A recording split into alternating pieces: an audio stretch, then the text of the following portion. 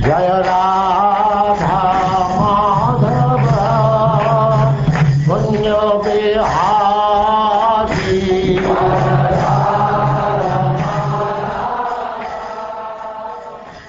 And now Chapter 9. Mother Yashoda binds Lord Krishna.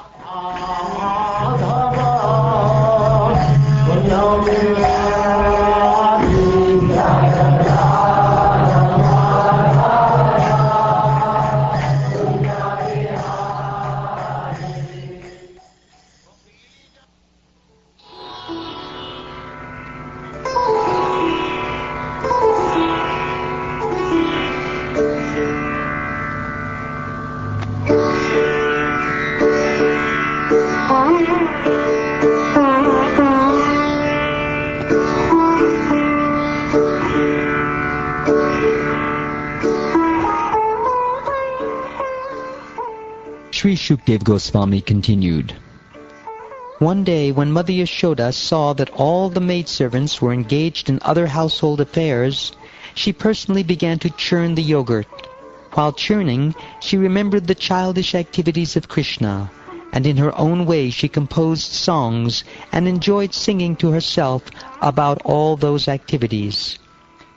Dressed in a saffron yellow sari, with a belt tied about her full hips, Mother Yashoda pulled on the churning rope, laboring considerably, her bangles and earrings moving and vibrating, and her whole body shaking.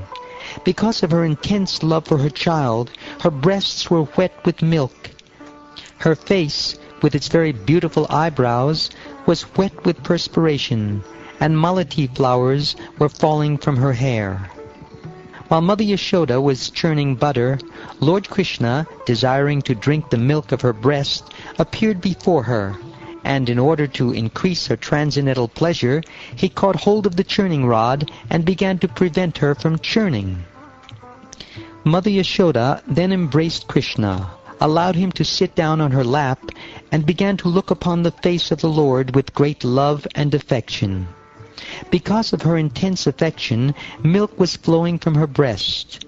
But when she saw that the milk pan on the oven was boiling over, she immediately left her son to take care of the overflowing milk, although the child was not yet fully satisfied with drinking the milk of his mother's breast.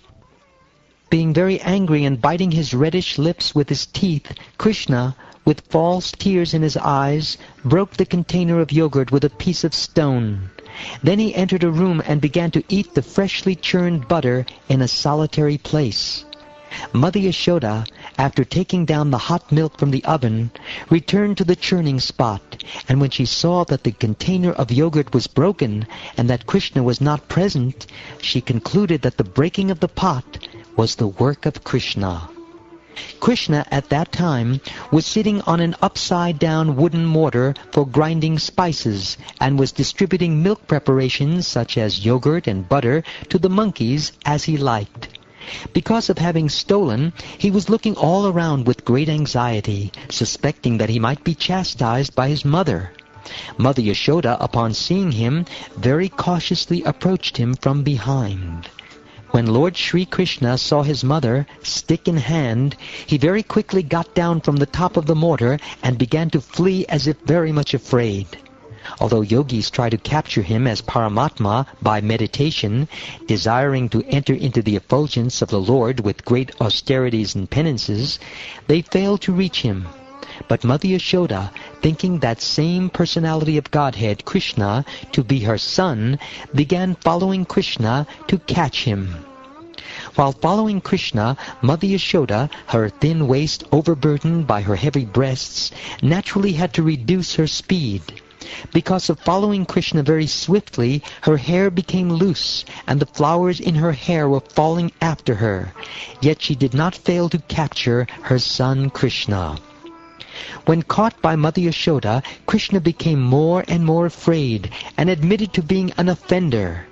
As she looked upon him, she saw that he was crying, his tears mixing with the black ointment around his eyes, and as he rubbed his eyes with his hands, he smeared the ointment all over his face. Mother Yashoda, catching her beautiful son by the hand, mildly began to chastise him. Mother Yashoda was always overwhelmed by intense love for Krishna, not knowing who Krishna was or how powerful he was. Because of maternal affection for Krishna, she never even cared to know who he was.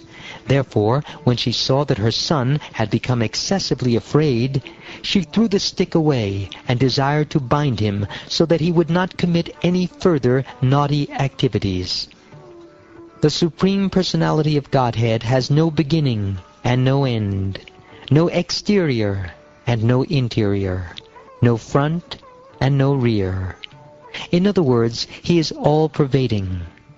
Because he is not under the influence of the element of time, for him there is no difference between past, present, and future. He exists in his own transcendental form at all times. Being absolute, beyond relativity, he is free from distinctions between cause and effect, although he is the cause and effect of everything. That unmanifested person, who is beyond the perception of the senses, had now appeared as a human child, and Mother Yashoda, considering him her own ordinary child, bound him to the wooden mortar with a rope. When Mother Yashoda was trying to bind the offending child, she saw that the binding rope was short by a distance the width of 2 fingers. Thus she brought another rope to join to it. This new rope also was short by a measurement of 2 fingers, and when another rope was joined to it, it was still 2 fingers too short. As many ropes as she joined, all of them failed. Their shortness could not be overcome. Thus Mother Yashoda joined whatever ropes were available in the household, but still she failed in her attempt to bind Krishna. Mother Yashoda's friends, the elderly gopis in the neighborhood, were smiling and enjoying the fun. Similarly, Mother Yashoda, although laboring in that way, was also smiling. All of them were struck with wonder. Because of Mother Yashoda's hard labor, her whole body became covered with perspiration, and the flowers and comb were falling from her hair. When child Krishna saw his mother thus fatigued, he became merciful to her and agreed to be bound. O Maharaj Pariksit, this entire universe, with its great exalted demigods like Lord Shiva, Lord Brahma, and Lord Indra, is under the control of the Supreme Personality of Godhead. Yet the Supreme Lord has one transcendental attribute. He comes under the control of his devotees. This was now exhibited by Krishna in this pastime. Neither Lord Brahma, Lord Shiva, nor even the goddess of fortune, who is always the better half of the Supreme Lord, can obtain from the Supreme Personality of Godhead, the deliverer from this material world, such mercy as received by Mother Yashoda. The Supreme Personality of Godhead, Krishna, the son of Mother Yashoda, is accessible to devotees engaged in spontaneous, loving service. But he is not as easily accessible to mental speculators, to those striving for self-realization by severe austerities and penances, or to those who consider the body the same as the self. While Mother Yashoda was very busy with household affairs, the Supreme Lord, Krishna, observed twin trees known as Yamal Arjun, which in a former millennium had been the demigod sons of Kuvera. In their former birth, these 2 sons, known as Nalakuvara and Manigriva, were extremely opulent and fortunate. But because of pride and false prestige, they did not care about anyone, and thus Narad Muni cursed them to become trees.